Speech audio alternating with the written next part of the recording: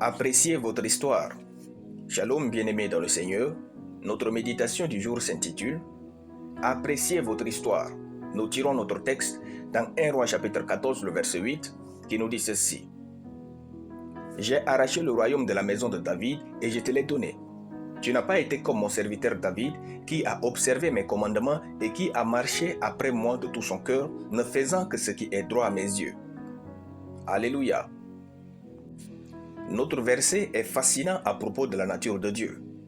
En entrant en contact avec celui-ci, j'ai souri. J'ai conclu que nul n'est bon comme Dieu. Jésus avait raison de dire « Il n'y a de bon que Dieu seul ». Luc chapitre 18, le verset 19. Au fait, dans notre verset, le roi Jéroboam va mal agir. Dieu vient à lui proposer un jugement. Et Dieu va parler du roi David. Dieu dit « Tu n'as pas été comme mon serviteur David, qui a observé mes commandements et qui a marché après moi de tout son cœur, ne faisant que ce qui est droit à mes yeux. » Relisons le verset. « Tu n'as pas été comme mon serviteur David, qui a observé mes commandements et qui a marché après moi de tout son cœur, ne faisant que ce qui est droit à mes yeux. » Voyez-vous, Dieu parlait de David et dit « Qui a marché après moi de tout son cœur et ne faisant que ce qui est droit à mes yeux. » Or, nous savons que David a commis l'adultère, tué Uri et fait ce qui déplut à Dieu. Mais pourquoi parle-t-il ainsi de David? Dieu mentirait-il? Jamais. En fait, David s'était repenti et Dieu a pardonné. Dieu, quand il nous pardonne, c'est exactement comme si rien n'a été. Dieu ne se souvient plus de nos péchés confessés.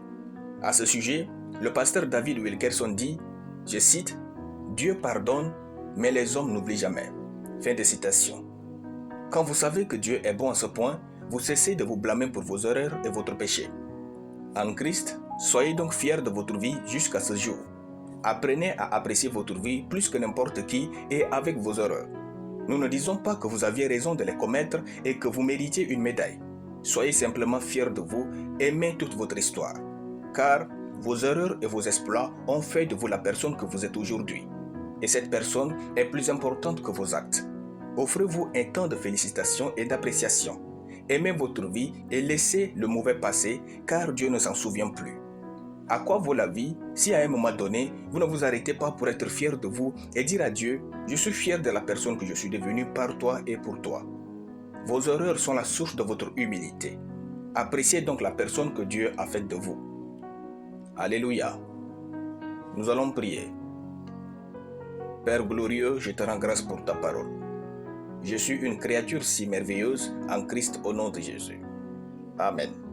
La lecture biblique en une année, Exode chapitre 28 à Exode chapitre 29. Soyez bénis, c'était le pain du ciel.